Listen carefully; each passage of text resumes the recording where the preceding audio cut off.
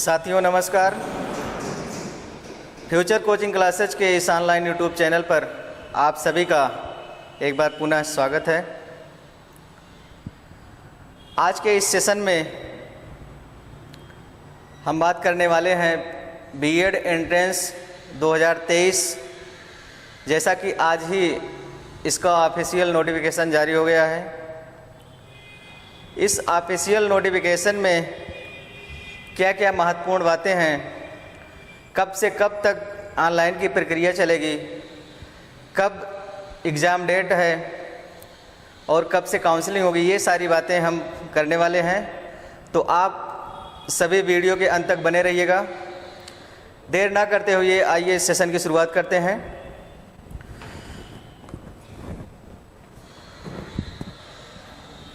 Uttar Pradesh BEd संयुक्त प्रवेश परीक्षा 2023 आवेदन निर्देश पुस्तिका, जो कि ऑफिशियल नोटिफिकेशन से ही लिया गया है। ये बुंदेलखंड विश्वविद्यालय झांसी अब की बार जो आयोजक है, अब की बार इस परीक्षा का जिसको कमान सौंपा गया है वह बुंदेलखंड विश्वविद्यालय झांसी है। इसके पहले आप 2022 का जानते भी होंगे, महात्मा ज्योतिबा फूले रुहेलखंड बरेली, जो कि 2022 की कमान संभाले हुए था। अब की बार जिम्मेदारी किसको दी गई है? बुंदेलखंड विश्वविद्यालय झांसी को। शैक्षिक अर्हता, ये बात विशेष ध्यान देनी है।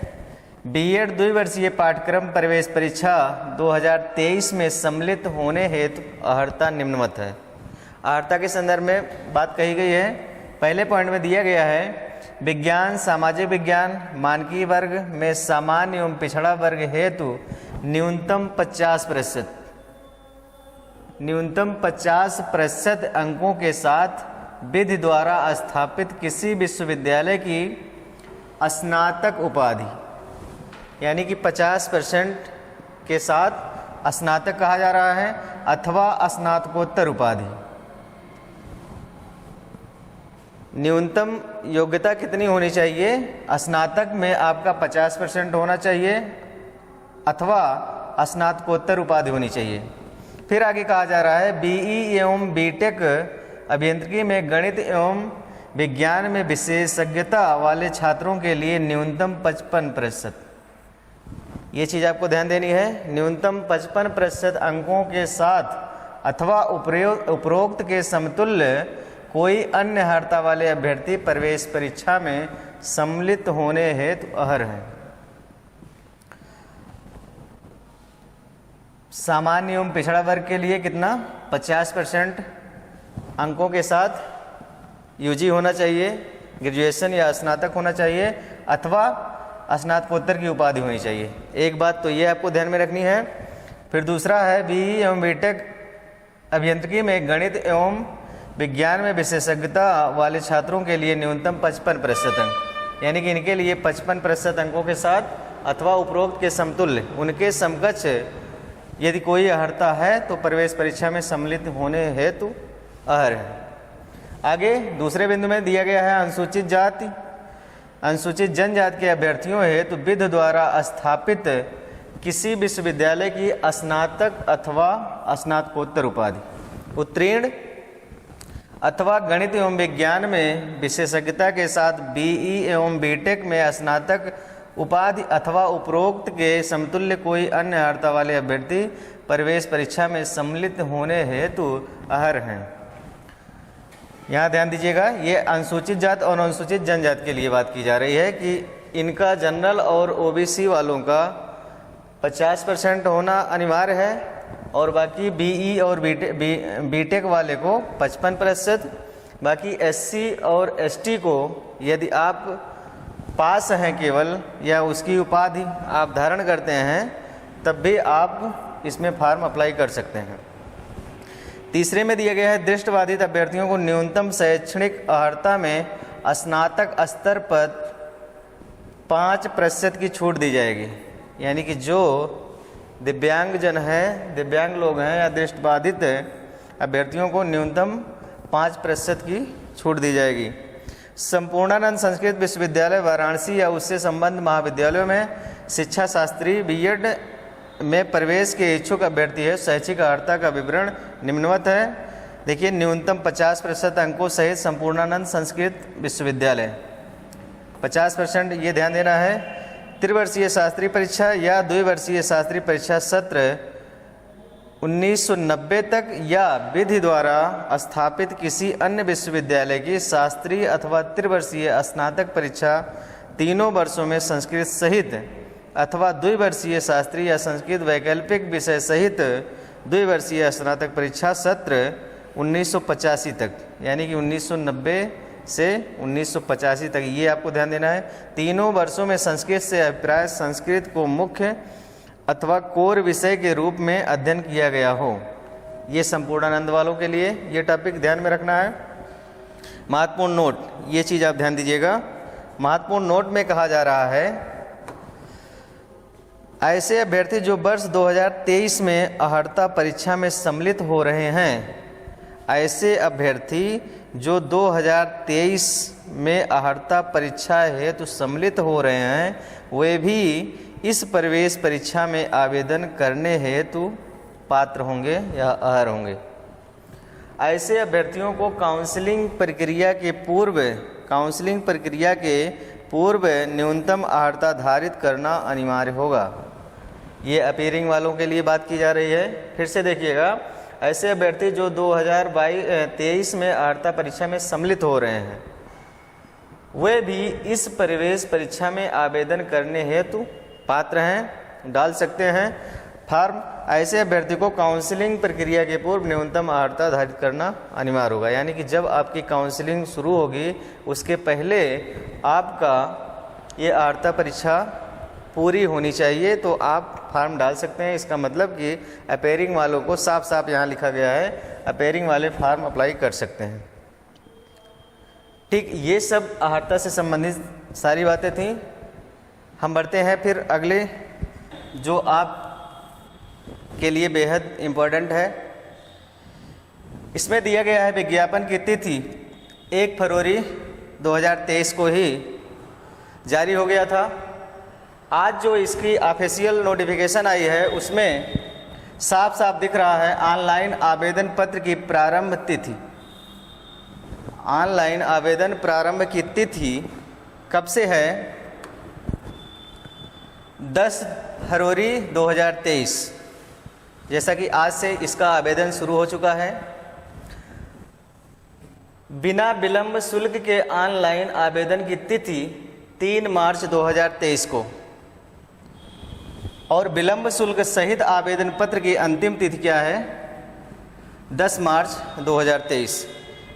कहने का मतलब कि आप बिना विलंब शुल्क के जब आवेदन करना चाहते हैं तो आपको करना होगा 3 मार्च 2023 तक, और यदि किसी कारणवश आप 3 मार्च 2023 तक आवेदन नहीं कर पाए हैं तो आप विलंब शुल्क सहित आपको देना होगा, वहाँ शुल्क आपको बढ़ा के देना होगा, तब आप 10/3/2023 तक आवेदन कर सकते हैं।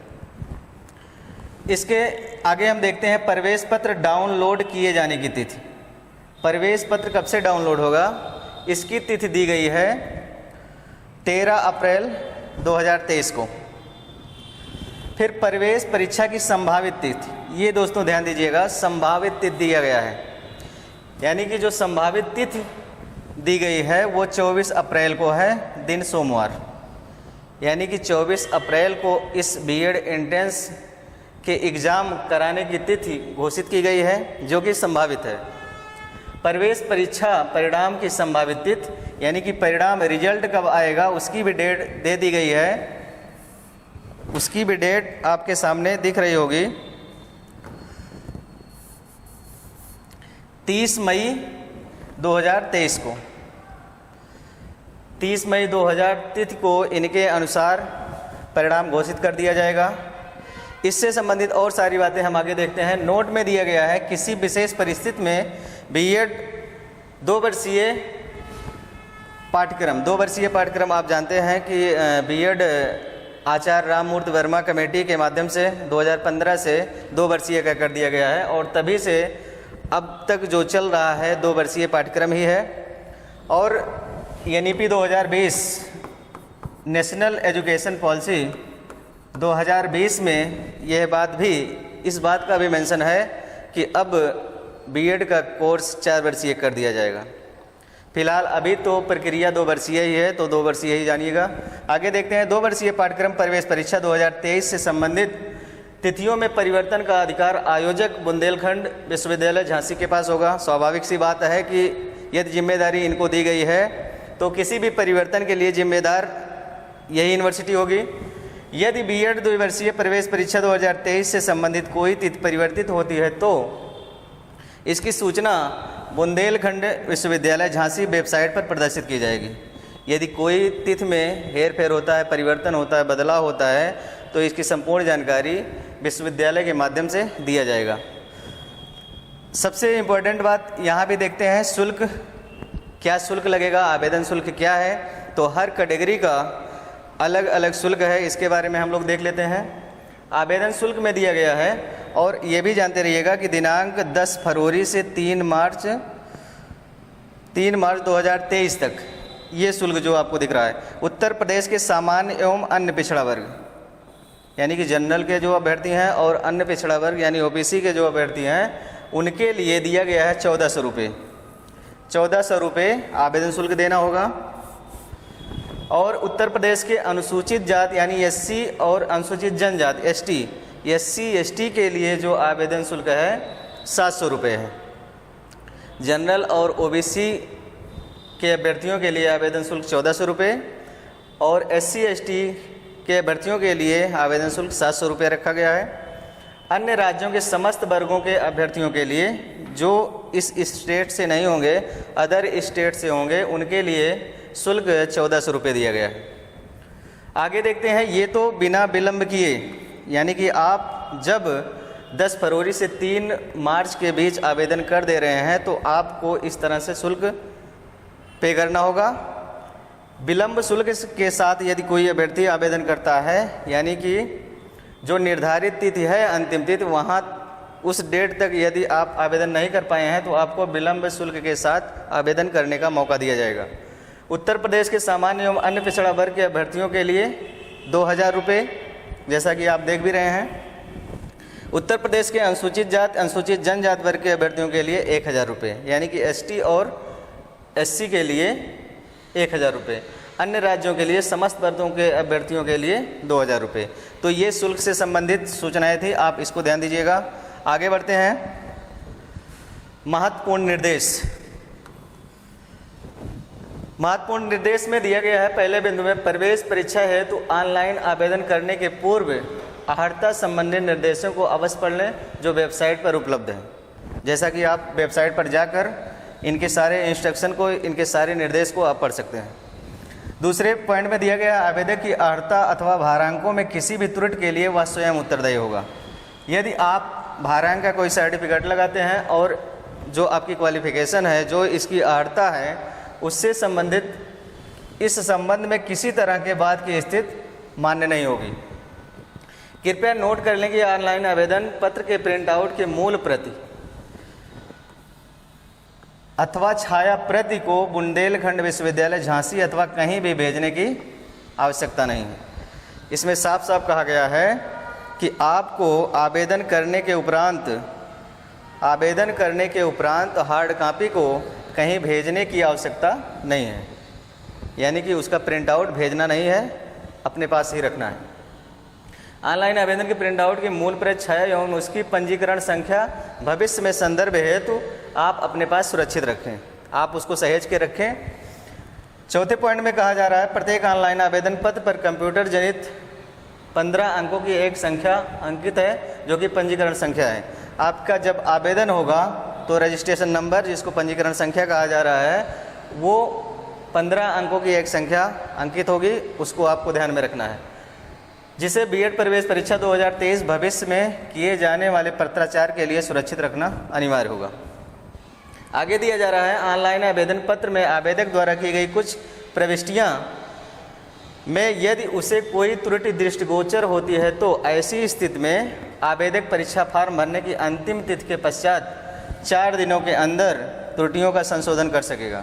यदि फार्म भरने में कोई गलती हो गई है तो 4 दिन का उसको मौका दिया जाएगा। अभ्यर्थी पुनः संशोधित आवेदन पत्र की प्रिंटआउट की मूल प्रति अथवा छाया प्रति एवं उसी पंजीकरण संख्या भविष्य में संदर्भ हेतु अपने पास अवश्य सुरक्षित रखें।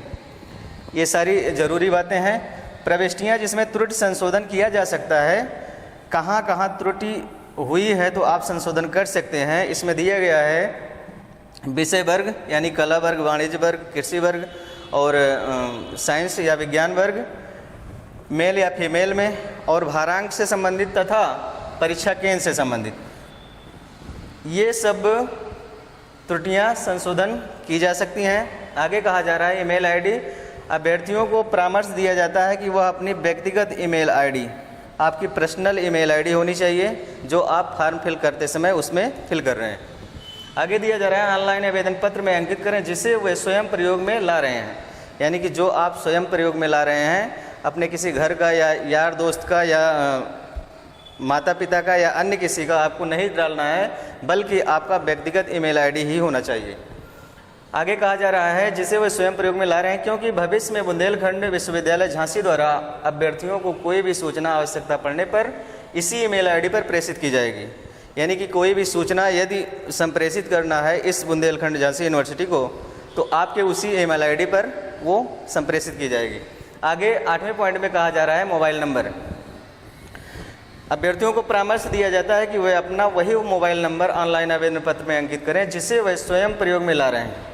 यानी कि आप जो मोबाइल नंबर प्रयोग में ला रहे हैं, आप वही मोबाइल नंबर ही डालें, दर्ज करें जिसे वे स्वयं प्रयोग में ला रहे हैं, क्योंकि भविष्य में बुंदेलखंड विश्वविद्यालय झांसी द्वारा आवश्यकता पड़ने पर अभ्यर्थियों को कोई भी सूचना उसी मोबाइल नंबर पर प्रेषित की जाएगी। जैसे ईमेल आईडी के बारे में कहा जा रहा है, ठीक वही बात मोबाइल नंबर पर। इसका मतलब कि आप ईमेल आईडी और मोबाइल नंबर दोनों पर्सनल ही डालेंगे, अपना ही डालेंगे, अपने नाम का ही डालेंगे जो आप यूज कर रहे हैं, चला रहे हैं। आगे बिंदु में कहा जा रहा है अभ्यर्थियों को परामर्श दिया जाता है कि वे अपने पासवर्ड, अपने OTP या पासवर्ड, एक फॉर्म फिल कराते समय OTP आता है, दुरुपयोग से बचने के लिए गोपनीय रखें व किसी से भी साझा ना करें। आपको OTP को शेयर नहीं करना है, पासवर्ड को शेयर नहीं करना है। यदि उनके पासवर्ड का कोई भी दुरुपयोग होता है तो इस हेतु बुंदेलखंड विश्वविद्यालय झांसी का उत्तरदायित्व नहीं होगा।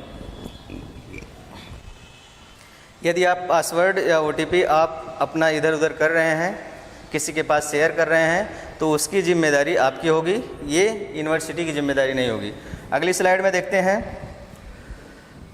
ऑनलाइन आवेदन की प्रक्रिया दिया गया है। क्या प्रोसेस है इस आवेदन प्रक्रिया की? ऑनलाइन आवेदन करने की प्रक्रिया निम्नवत 3 चरणों में संपन्न होगी। पहला चरण जो दिया गया है ऑनलाइन पंजीकरण, यानी कि सबसे पहले आपको रजिस्ट्रेशन कराना होगा। फिर दूसरे चरण में कहा जा रहा है आवेदन पत्र को पूर्ण करना होगा, यानी कि सारे इंस्ट्रक्शन, सारे निर्देश आपको भरने होंगे, अपने बारे में अपना डिटेल देना होगा। तृतीय चरण में पेमेंट गेटवे के माध्यम से प्रवेश परीक्षा शुल्क भुगतान करना होगा, यानी कि तीसरे चरण में आपको शुल्क देना होगा जो कि निर्धारित किया गया है। एवं आवेदन पत्र का प्रिंट आउट प्राप्त करना, उसके तुरंत बाद आप उसका प्रिंट आउट भी ले लें, प्राप्त कर लें, अपने पास सुरक्षित रख लें। कृपया नोट कर लें कि ऑनलाइन आवेदन पत्र के प्रिंट आउट के मूल प्रति या छाया प्रति को कहीं भेजने की, जैसा कि अभी हमने बताया, इसका पहले ही वर्णन कर चुका हमने। ऑनलाइन आवेदन पत्र के प्रिंट आउट के मूल प्रति या छाया प्रति एवं उसकी पंजीकरण संख्या भविष्य में, इसके बारे में भी पहले हमने बताया कि वो पंजीकरण संख्या और जो छाया प्रति मिलेगी उसको आप अपने पास सहेज के रखेंगे। अभ्यर्थियों से अपेक्षा की जाती है कि वे उत्तर प्रदेश संयुक्त B.Ed द्विवर्षीय प्रवेश परीक्षा 2023 सत्र 2023 से 25 के ऑनलाइन आवेदन पत्र भरने के पूर्व वेबसाइट पर उपलब्ध निर्देशों को पढ़कर प्रवेश परीक्षा है तो अपनी अर्हता संबंध में सुस्पष्ट कर लें, संतुष्ट हो जाएं। यानी कि ये सत्र जो चलेगा 2023 से 2025 तक चलेगा। ये दिया गया है पंजीकरण की प्रक्रिया। आप किसी भी जनसेवा केंद्र या ऑनलाइन की दुकान पर जाएंगे तो वो सारी चीज़ें आपको वहाँ भरने का वो काम करेंगे, और आप खुद भी भर सकते हैं यदि आपको इसकी जानकारी है। तो इन सब के बारे में ऐसा कुछ नहीं है। यहाँ नोट देख लेते हैं क्या दिया गया है। प्रवेश हेतु केवल पंजीकरण करने मात्र से ही अभ्यर्थी B.Ed प्रवेश परीक्षा 2023 से 25 हेतु आवेदन पूर्ण नहीं होता है। यानी कि आप केवल रजिस्ट्रेशन कर दे रहे हैं, आप केवल रजिस्ट्रेशन या पंजीकरण ही कर दे रहे हैं, तो इससे आपको ये नहीं कहा जाएगा कि आपने आवेदन कर दिया है। यह केवल सफलतापूर्वक पंजीकरण का प्रतीक, आप रजिस्ट्रेशन केवल किए हैं, बस रजिस्ट्रेशन ही माना जाएगा। पंजीकरण के उपरांत अभ्यर्थियों को निर्धारित शुल्क जमा करने के उपरांत आवेदन को पूर्ण करना है। आवेदन हेतु निर्धारित शुल्क जमा न होने की स्थिति में आवेदन अपूर्ण मानते हुए अस्वीकार कर दिया जाएगा। यदि आपने रजिस्ट्रेशन करके ही फॉर्म को आगे फिल नहीं किया है, पेमेंट नहीं किया है, तो आपके इस रजिस्ट्रेशन को असफल माना जाएगा, अपूर्ण माना जाएगा। बढ़ते हैं आगे। इसमें दिया गया द्वितीय चरण में आवेदन पत्र को पूर्ण करना, ये सारी चीज़ें आपको भरनी होंगी। देख लेते हैं। पंजीकरण करने के पश्चात आगे की प्रक्रिया, आवेदन पत्र पूर्ण करें, लिंक पर क्लिक करें। आवेदन पत्र पूर्ति करने के लिए अभ्यर्थियों को पंजीकरण संख्या, पासवर्ड एवं जन्मतिथि भरना होगा। ये सारे डिटेल दिया गया है। स्क्रीन पर मांगी गई सूचनाओं से संबंधित सारी चीज़ें आपको देनी होंगी। और इसमें क्या बात, 4 दिनों के अंदर त्रुटियों का संशोधन कर सकेगा। इसमें ध्यान दीजिएगा, ये अंडरलाइन दिया गया है। अभ्यर्थी परीक्षा फार्म भरने की अंतिम तिथि के पश्चात 4 दिनों के अंदर त्रुटियों का संशोधन कर सकेगा। अभ्यर्थी पुनः संशोधित आवेदन पत्र की प्रिंट आउट की मूल प्रति, यानी कि संशोधन करने के पश्चात आप उसकी छाया प्रति और मूल प्रति पंजीकरण के संख्या भविष्य के संदर्भ में है तो अपने पास सुरक्षित रखें। आगे देखते हैं प्रविष्टियां जिनमें त्रुटि संशोधन किया जा सकता है। अभी हमने बताया तृतीय चरण में आपका शुल्क भुगतान है, आप पेमेंट करेंगे और उसका प्रिंट आउट लेंगे। ये सारी बातें आपको फीस के बारे में अभी हमने पहले ही बताया। बढ़ते हैं आगे। ऑनलाइन आवेदन संबंधी निर्देश, ये निर्देश कैसे कैसे भरना है स्टेप बाय स्टेप आपको दिया गया है। देखिए, पहले है अभ्यर्थी का नाम, हाई स्कूल अथवा उसके समकक्ष प्रमाण पत्र के अनुसार अपना पूरा नाम भरें। नाम के साथ श्री, श्रीमती, श्री कुमारी ये सब नहीं लगाना है। पिता का नाम जिस प्रकार से आपके हाई स्कूल इंटर की मार्कशीट में दिया गया होता है, ठीक उसी तरह ही भरना होता है। माता का नाम भी श्रीमती, सुश्री, डॉक्टर आदि ये सब संबोधन नहीं लगाने होंगे। जन्मतिथि हाई स्कूल अथवा समकक्ष प्रमाण पत्र के अनुसार ही भरें, इसको विशेष ध्यान दीजिएगा। जन्मतिथि भरते समय जो आपके हाई स्कूल की मार्कशीट में दिया गया है ठीक उसी तरह ही भरें। ईमेल आईडी, जैसा कि हमने बताया कि आपका व्यक्तिगत ईमेल आईडी होना चाहिए, पर्सनल ईमेल आईडी होना चाहिए और ईमेल आईडी चलती रहनी चाहिए, यानी कि अपडेट हुआ होना चाहिए। आगे बढ़ते हैं। मोबाइल नंबर भी आपका जो चल रहा है ठीक वही डालना है। जेंडर में हम देखते हैं लिंग में मेल या फीमेल, इसको भरते समय आप ध्यान देंगे। कभी कभी ऐसा होता है कि फीमेल की जगह मेल या मेल की जगह फीमेल। आप फार्म भराते समय उस दुकान पर रहकर ही फार्म भराएं, क्योंकि आप कोई गलती हो गई तो बाद में दिक्कत हो सकती है। राष्ट्रीयता, जैसा कि ये सब वो तो भर ही जाएगा। 9वें बिंदु में कहा गया है उत्तर प्रदेश का मूल निवासी। यदि अभ्यर्थी उत्तर प्रदेश का मूल निवासी है तो हाँ का चयन करे, अन्यथा नहीं का चयन करे। यदि अभ्यर्थी उत्तर प्रदेश का मूल निवासी है परंतु उसने शैक्षणिक योग्यता हाई स्कूल अथवा इंटरमीडिएट या स्नातक उत्तर प्रदेश राज्य के बाहर से प्राप्त की है तो अभ्यर्थी को निर्देश पुस्तिका में दिए गए प्रारूप 8 के अनुसार ऑनलाइन प्रमाण पत्र अपलोड करना अनिवार्य होगा। जिन अभ्यर्थियों ने हाई स्कूल, इंटरमीडिएट एवं स्नातक उत्तर प्रदेश के किसी भी महाविद्यालय, विश्वविद्यालय से उत्तीर्ण किया है, ऐसे अभ्यर्थी अपनी हाई स्कूल, इंटरमीडिएट एवं स्नातक की अंक तालिका या प्रमाण पत्र अपलोड करेंगे। यानी कि आपको उत्तर प्रदेश के मूल निवासी के संदर्भ में सर्टिफिकेट आपको अपलोड करना होगा। यहाँ सीधा सीधा आपको दिया जा रहा है। फिर आगे कहा जा रहा है सामान्य, अन्य पिछड़ा वर्ग, अनुसूचित जात, अनुसूचित जनजात, आर्थिक रूप से कमजोर श्रेणी के अभ्यर्थी यदि उत्तर प्रदेश शासन द्वारा जारी प्रमाण पत्र के निर्धारित प्रारूप प्रमाण पत्र धारित करता है तो अपने वर्ग के सम्मुख क्लिक करें, उसमें ऑप्शन देगा। फिर उसके बाद कहा जा रहा है अन्य पिछड़ा वर्ग के अभ्यर्थियों का जाति प्रमाण पत्र 1 अप्रैल 2020, ये डेट आपको ध्यान देनी है। कहा जा रहा है कि अन्य पिछड़ा वर्ग अभ्यर्थियों के लिए जाति प्रमाण पत्र 1 अप्रैल 2020 या उसके बाद का होना चाहिए, यानी कि 1 अप्रैल 2020 के पहले का जाति प्रमाण पत्र मान्य नहीं होगा। फिर कहा जा रहा है पिछड़ा वर्ग ओबीसी के अभ्यर्थियों को 1 जुलाई 2022 या उसके बाद का आय प्रमाण पत्र भी अपलोड करना होगा। यदि आप ओबीसी हैं तो 1 अप्रैल 2020 के बाद का जाति प्रमाण पत्र नहीं होना चाहिए, और आय प्रमाण पत्र के संदर्भ में कहा जा रहा है कि 1 जुलाई 2022 या उसके बाद का आय प्रमाण पत्र भी अपलोड करना होगा, यानी कि 1 जुलाई 2022 के पहले का आय प्रमाण पत्र नहीं होना चाहिए। आगे फिर कहा जा रहा है उत्तर प्रदेश राज्य के बाहर के अनुसूचित जाति, अनुसूचित जनजाति, अन्य पिछड़ा वर्ग, आर्थिक रूप से कमजोर श्रेणी के अभ्यर्थी संबंधित वर्ग पर क्लिक ना करें बल्कि सामान्य के सम्मुख क्लिक करें। ये चीज़ आप ध्यान दीजिएगा। फिलहाल ये आप फॉर्म भरवाते समय, फॉर्म फिल करवाते समय जहाँ भी कराएं वहाँ ये चीज़ें ध्यान देनी होगी। अर्थात अन्य राज्यों के आरक्षित श्रेणी के अभ्यर्थी इस परीक्षा है सामान्य श्रेणी के माने जाएंगे। यदि कोई भी अभ्यर्थी इस राज्य से नहीं है या उत्तर प्रदेश से नहीं है, किसी अन्य राज्य से है, तो वो सामान्य श्रेणी के कैटेगरी में आएगा या सामान्य श्रेणी का अभ्यर्थी माना जाएगा। आगे दिव्यांग के लिए कहा जा रहा है यदि अभ्यर्थी दृष्टिबाधित श्रेणी में आता है और इस श्रेणी का लाभ लेना चाहता है तो यदि अभ्यर्थी हाँ के सम्मुख क्लिक करे। कहा जा रहा है यदि अभ्यर्थी दृष्टिबाधित श्रेणी में आता है और इस श्रेणी का लाभ लेना चाहता है तो हाँ के सम्मुख क्लिक करें। अभ्यर्थी के पास मुख्य चिकित्सा अधिकारी अथवा उसके द्वारा गठित सक्षम बोर्ड द्वारा निर्गत प्रमाण पत्र निर्धारित प्रारूप में मूल रूप में होना आवश्यक है। संबंधित प्रमाण पत्र अपलोड करना अनिवार्य है। ये दिव्यांगों के लिए कहा जा रहा है। जितने भाई दिव्यांग लोग हैं वो लोग अपना संबंधित प्रमाण पत्र यहाँ अपलोड करेंगे। फिर आगे कहा जा रहा है वैवाहिक स्थिति के संदर्भ में अभ्यर्थी अपनी वैवाहिक स्थिति के लिए विवाहित, अविवाहित, विधवा, परित्यक्ता, तलाकशुदा का चयन करें। वहाँ ऑप्शन देगा तो आप विवाहित हैं या अविवाहित हैं या इन कैटेगरियों में से कोई हैं तो वहाँ आप क्लिक करेंगे।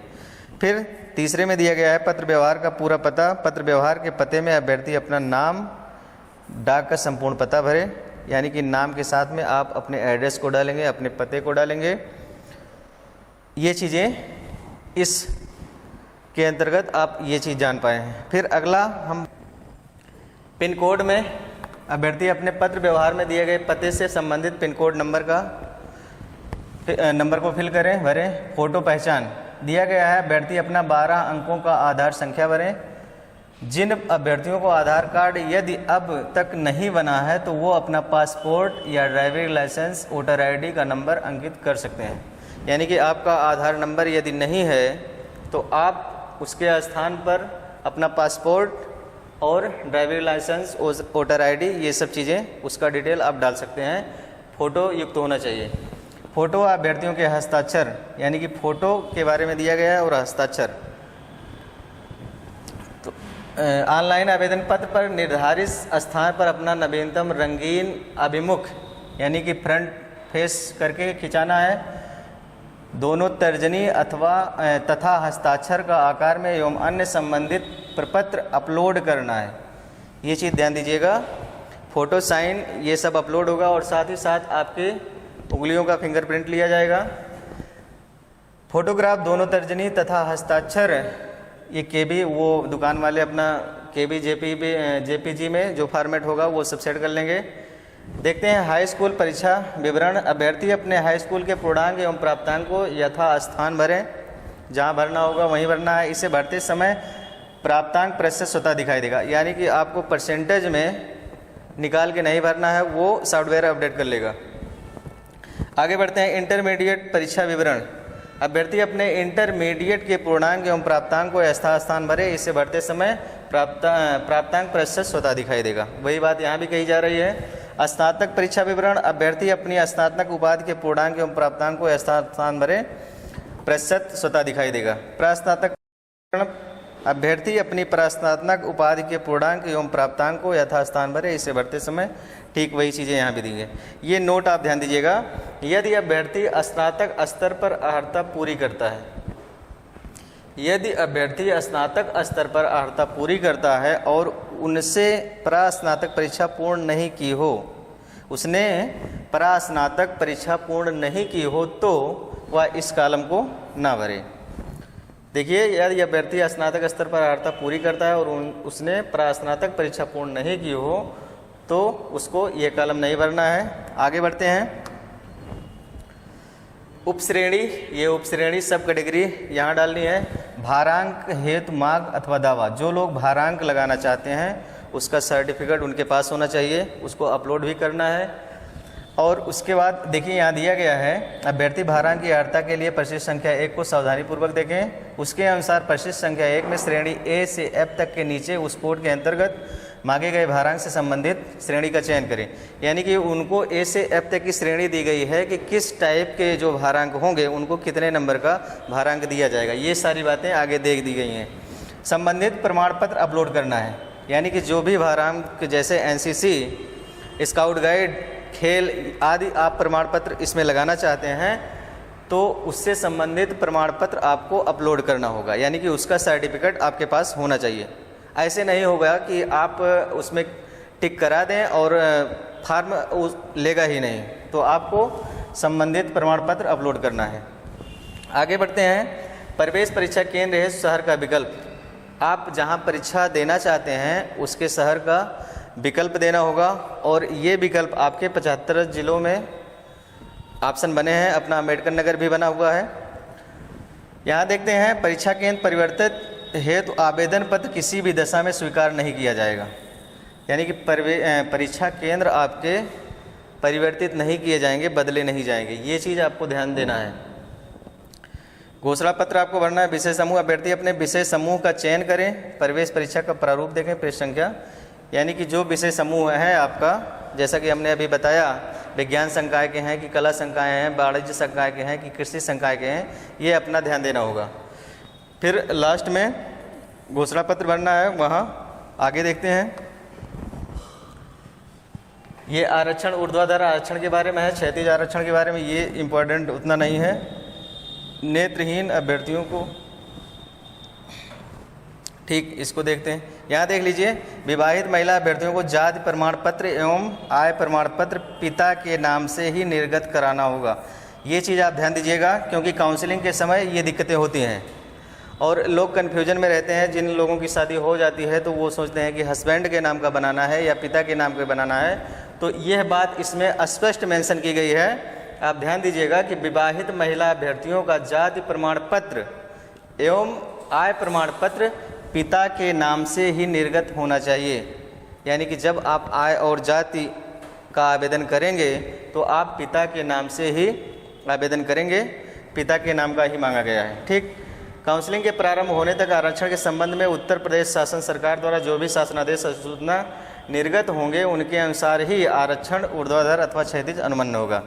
फिलहाल ये बात की बात है। आगे बढ़ते हैं। प्रवेश पत्र संबंधी सूचना। अभ्यर्थी अपना राज्य स्तरीय प्रवेश पत्र बीएड द्विवर्षीय 2023 का प्रवेश पत्र प्रवेश परीक्षा की तिथि के दिन पूर्व राज्य स्तरीय, ये सब प्रवेश परीक्षा के प्रवेश पत्र के बारे में दिया गया है। आगे बढ़ते हैं हम। प्रवेश परीक्षा प्रारूप, ये इम्पोर्टेंट है, आपको ध्यान देना है कि हमको पढ़ना क्या है और इस परीक्षा की तैयारी कहाँ से करनी है, क्या क्या पढ़ना है, ये विशेष इम्पोर्टेंट है, आप इसको ध्यान दीजिएगा। कहा जा रहा है प्रवेश परीक्षा के दोनों प्रश्न पत्र में वस्तुनिष्ठ प्रश्न होंगे, ऑब्जेक्टिव प्रश्न होंगे, वस्तुनिष्ठ प्रश्न होंगे, यानी कि आपको प्रश्न दिया जाएगा, विकल्प होंगे, ये चीज़ आप जानते भी हैं। पूर्व वर्षों की भांति इस वर्ष भी नकारात्मक अंकन की प्रक्रिया यथावत रहेगी, यानी कि नकारात्मक अंकन होगा, माइनस मार्किंग होगी।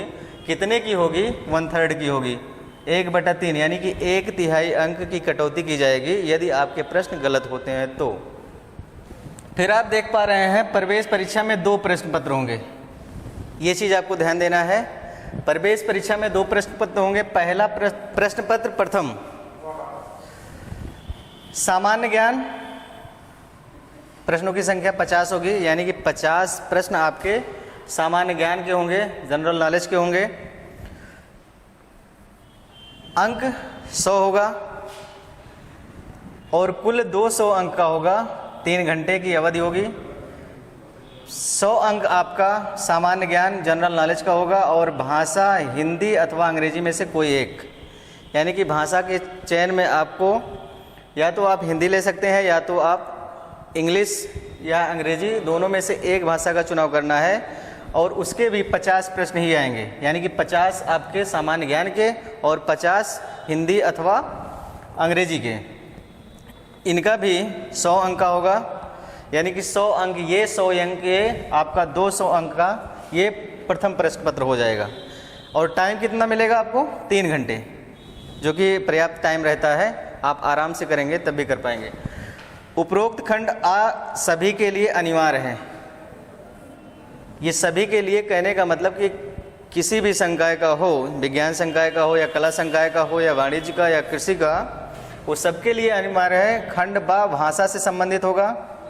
इस खंड में हिंदी अंग्रेजी के पृथक पृथक भाग होंगे, अलग अलग भाग होंगे, जिनका जो चुनाव किया होगा वही उसको हल करना है। इन दोनों भाषाओं में से अभ्यर्थी को किसी एक भाषा के लिए प्रश्न हल करने होंगे। हिंदी अथवा अंग्रेजी में से कोई एक ही चुनाव करना है, जो कि 50 प्रश्न वो भी होगा, 100 अंक का होगा। तो टोटल मिला के पहला प्रश्न पत्र जो होगा वो 200 अंक का होगा और 3 घंटे का होगा। फिर द्वितीय प्रश्न पत्र में दिया गया है सामान्य अभिरुचि परीक्षण, जनरल एप्टीट्यूड टेस्ट। ये चीज़ आप ध्यान दीजिएगा। इसके प्रश्नों की संख्या 50 होगी, अंक टोटल होंगे 100 और कुल अंक बाव खंड में देखते हैं विषय योग्यता कला विज्ञान वाणिज्य कृषि, यानी कि जो आपकी विषय, जो आपका सब्जेक्ट होगा, ये विषय से संबंधित आपके 50 प्रश्न आएंगे, उनका भी अंकों का योग 100 होगा और टोटल ये द्वितीय प्रश्न पत्र में भी आपको 200 अंक का होगा, यानी कि समय भी आपका 3 घंटा ही है। सामान्य अभिरुचि परीक्षण, जनरल एप्टीट्यूड टेस्ट, और दूसरा है विषय योग्यता कला विज्ञान वाणिज्य कृषि, किसी का भी हो, उससे संबंधित विषय से ये 50 प्रश्न आएंगे, यानी कि 100 नंबर इनका। कुल मिला के 2 प्रश्न पत्र है, 100 अंक का है सामान्य ज्ञान और हिंदी अथवा अंग्रेजी में 100 अंक का ये है, और ये जनरल एप्टीट्यूड टेस्ट 100 अंक का ये है और 100 अंक का आपका विषय से संबंधित है, यानी कि 200 अंक का ये है। टोटल 400 अंक का है और 3 घंटा इसमें भी है, 3 घंटा इसमें भी है। ये चीज़ आप ध्यान देंगे और इसी के हिसाब से आपको पढ़ना भी है यदि अच्छे नंबर लाने हैं तो। उपरोक्त खंड इसमें देख लेते हैं। उपरोक्त खंड आ सभी के लिए अनिवार्य है, यानी कि किसी भी, जैसे कि हमने बताया कि कला विज्ञान वाणिज्य या कृषि किसी का भी हो तो वो सबके लिए अनिवार्य है, ये वाला प्रथम प्रश्न पत्र। खंड बा में 4 विषय वर्ग कला विज्ञान वाणिज्य कृषि होंगे। अभ्यर्थियों को इस भाग में से केवल अपने विषय वर्ग के ही प्रश्नों को हल करना होगा, यानी कि जो कला का होगा केवल कला का ही प्रश्न हल करेगा। विज्ञान विषय से जो होगा, विज्ञान संकाय से जो होगा वो विज्ञान से संबंधित प्रश्नों को हल करेगा। ऐसे ही वाणिज्य और कृषि का है। अपने विकल्प के रूप में ऑनलाइन आवेदन पत्र में भरा है, यानी कि जो आपने विषय लिया है आवेदन करते समय जो फिल किया है वही, उसी से संबंधित आपके प्रश्न होंगे, और जो कि इसका स्तर जो होगा स्नातक स्तर का होगा, यानी कि BA BSc BCom या जो आपकी यूजी की डिग्री है उसी से संबंधित आपके प्रश्न होंगे। ठीक, आगे बढ़ते हैं। भारांकों से संबंधित ये चीज़ें दी गई हैं, जैसा कि अभी हमने पीछे इसकी चर्चा किया है कि जो जिस भारांक के लिए आवेदन किया है, फॉर्म में फिल किया है, उससे संबंधित आपके पास प्रमाण पत्र होना चाहिए और उसी का यहाँ पे अंक दिया गया है। इसमें देख लीजिएगा आप 15 अंक, 10 अंक, 5 अंक ऐसे करके दिया है। तो ये सारी बातें आपके, जैसे NCC हो गया, स्काउट गाइड हो गया, खेल का हो गया, जो भी आप भारांक लेना चाहते हैं उसके हिसाब से आपको उस सर्टिफिकेट को, प्रमाण पत्र को आपको अपलोड करना होगा। आगे बढ़ते हैं। भारांकों से संबंधित प्रावधान, ये सारी चीज़ें वही हैं भारांक से ही संबंधित, यानी कि कितने कितने अंक आपको किस किस भारांक पर, किस किस सर्टिफिकेट पर दिया जाएगा, ये सारी चीज़ें आपको यहाँ मेंशन की गई हैं। ठीक, आगे बढ़ते हैं।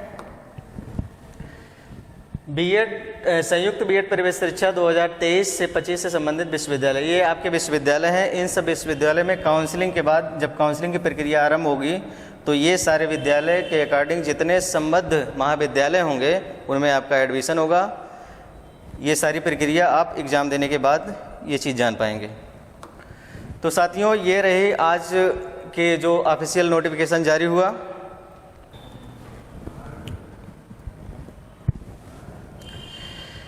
तो साथियों, यदि आप इस परीक्षा को आसान करना चाहते हैं, इस परीक्षा में सफल होना चाहते हैं, सफलता प्राप्त करना चाहते हैं, तो आज ही फ्यूचर कोचिंग क्लासेस के इस संस्थान से जुड़िए।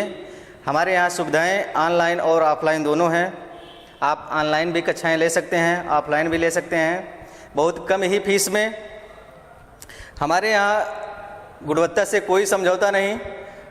टीचरों का भी जो सहयोग है वो पूरा रहेगा। उसके लिए आपको पीडीएफ भी दी जाएगी, ऑनलाइन क्लासेस भी दी जाएंगी, नोट्स भी उपलब्ध कराए जाएंगे। यानी कि इस परीक्षा से संबंधित सारे कंटेंट्स आपको दिए जाएंगे, जिससे आप अपनी इस परीक्षा को आसानी से कर सकें। इन्हीं शब्दों के साथ जय हिंद, नमस्कार।